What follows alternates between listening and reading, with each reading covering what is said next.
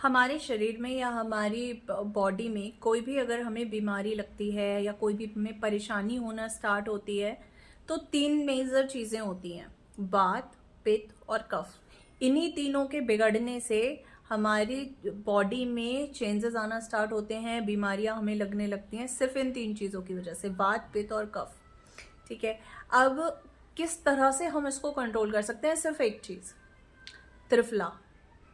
त्रिफला का पाउडर अगर आप डेली बेसिस पे मॉर्निंग और इवनिंग में एक एक चम्मच या आधा चम्मच, या फिर अपने डॉक्टर की सलाह से, अगर आपको ऑलरेडी कोई प्रॉब्लम है तो आप पहले डॉक्टर की रिकमेंडेशंस लेना, उसके बाद ही इसको यूज़ करना।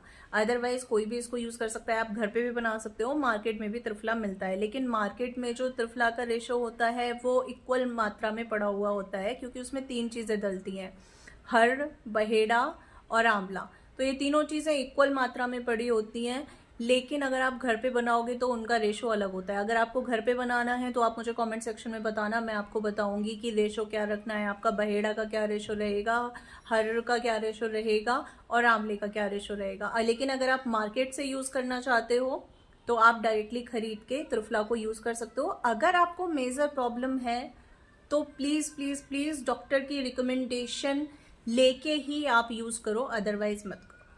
गुनगुने पानी से आप यूज़ कर सकते हो और आपका वात, पित्त और कफ तीनों चीज़ें बैलेंस होने लगेंगी धीरे धीरे, और आपको अपनी बॉडी में चेंजेस खुद से नज़र आने लगेंगे।